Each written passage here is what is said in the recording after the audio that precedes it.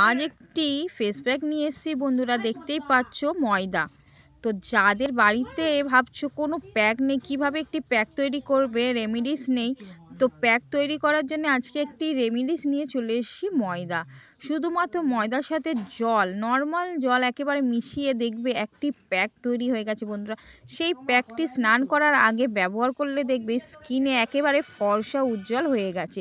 তো আমার মতন এইরকম যাদের বাড়িতে কিন্তু কিচ্ছুটি নেই, তারা কিন্তু ময়দা অ্যাপ্লাই করে এইরকম একটি প্যাক তৈরি করে নিতে পারো অনায়াসে।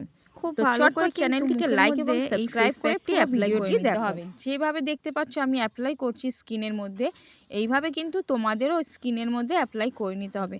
পুরো স্কিনের মধ্যে অ্যাপ্লাই করার পর 10টা মিনিট রেখে দিতে হবে, যাতে করে স্কিনটা খুব শুকিয়ে যায়। 10টা মিনিট রেখে দেওয়ার পরে কিন্তু খুব ভালো করে হালকা হাতে একটু ম্যাসাজটি করে নিতে হবে।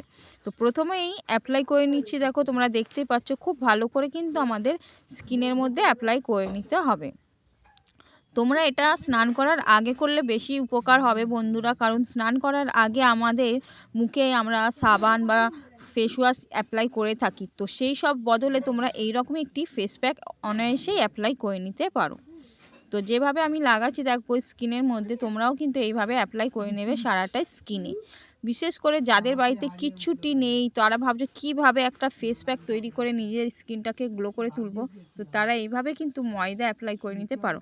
যার বাড়িতে ময়দা নেই তারা কিন্তু চালের গুঁড়ো বা আটা বা বেসন আছে, তো তারাও বেসনটাও অ্যাপ্লাই করে নিতে পারো এইভাবে। খুব ভালো করে যেইভাবে আমি স্ক্রাবিং করছি, তোমরাও কিন্তু এইভাবে খুব ভালো করে স্ক্রাবিংটা করে নেবে।